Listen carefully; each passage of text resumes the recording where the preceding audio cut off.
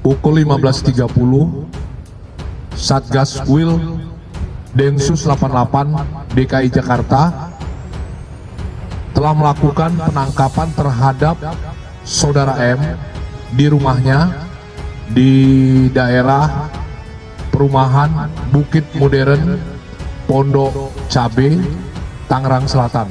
Ini tidak sesuai hukum. Ini harusnya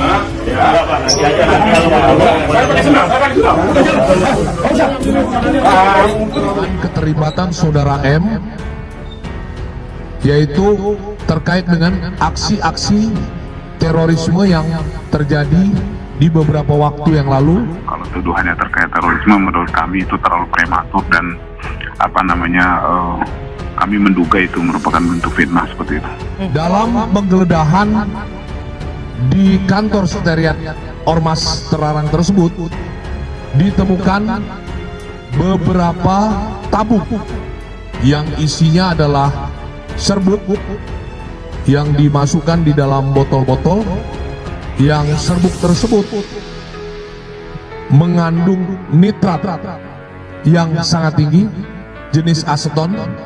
Kemudian yang terakhir, ada beberapa botol plastik yang berisi cairan TATP. Cairan TATP ini merupakan aseton yang digunakan untuk bahan peledak yang mirip dengan yang ditemukan di Condet dan Bekasi beberapa waktu yang lalu. Saat ini Saudara M masih dibawa ke Polda Metro Jaya untuk dilakukan pemeriksaan lebih lanjut.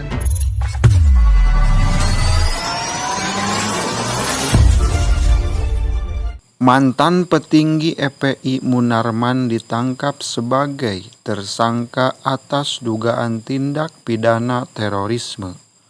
Tepatnya kegiatan beat terhadap negara ISIS di Irak dan Suriah atau ISIS. Munarman diamankan Detasmen Khusus Densus 88 Anti Teror Polri di rumahnya di kawasan Pamulang, Tangerang Selatan. Dia pun digiring ke Mapolda Metro Jaya pada Selasa tahun 2021. Saat tiba di Mapolda, mata Munarman terlihat ditutup dengan kain berwarna hitam. Tangan orang kepercayaan mantan pemimpin FPI Rizik Syihab itu diborgol di belakang punggungnya. Kepala Bagian Penerangan Umum Divisi Hubungan Masyarakat Polri Kombes Pol Ahmad Ramadan menjelaskan, ditutupnya mata Munarman itu adalah prosedur penangkapan tersangka kasus terorisme dengan standar internasional. Masalah penutup mata ini adalah standar internasional, kata Ahmad. Ahmad menambahkan, sesuai prosedur internasional, petugas yang menangkap terduga teroris juga harus menggunakan penutup wajah sementara tersangka menggunakan tutup mata. Bahwa kasus terorisme adalah kasus terorganisir, di mana antara yang melakukan, petugas atau operator yang mengamankan, dia diwajibkan menggunakan penutup wajah, jelas Ahmad. Kemudian yang dilakukan penangkapan juga ditutup matanya, imbuhnya. Adapun tujuan tersebut adalah supaya petugas yang menangkap terduga teroris tidak diketahui identitasnya. Dengan maksud apa? Semua yang ditangkap tidak mengetahui identitas daripada petugas atau operator yang menangkap teroris, tambah Ahmad. Ini merupakan standar internasional terhadap tersangka atau pelaku kasus-kasus terorisme.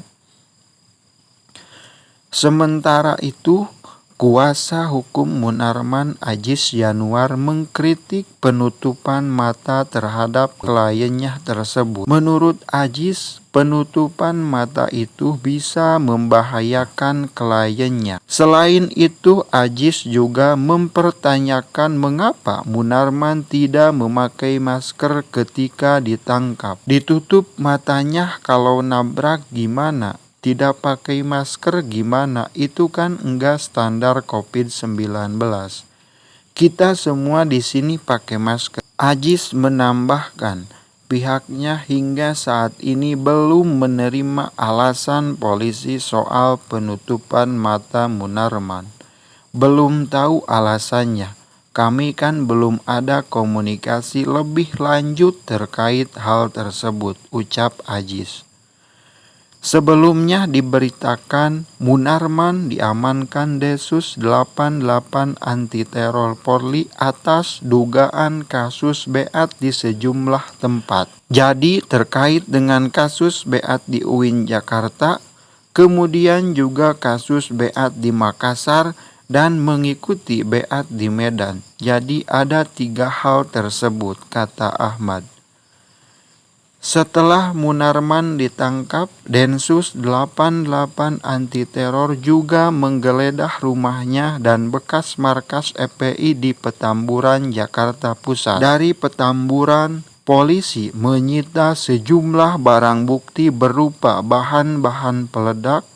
Bahan yang ditemukan diantaranya botol-botol berisi serbuk dan cairan peledak tat. Menurut keterangan kepolisian, TATP adalah bahan kimia yang sangat mudah terbakar. Ramainya isu tentang penangkapan sekjen daripada Front Pembela Islam ini menjadi berita atau topik terpenting yang sangat perlu kita bahas bersama. Terkait dengan ditangkapnya Munarman oleh Detasemen Khusus 88, kait penangkapan Munarman ini membuktikan keseriusan pemerintahan Joko Widodo untuk memberantas terorisme sampai ke akar-akarnya.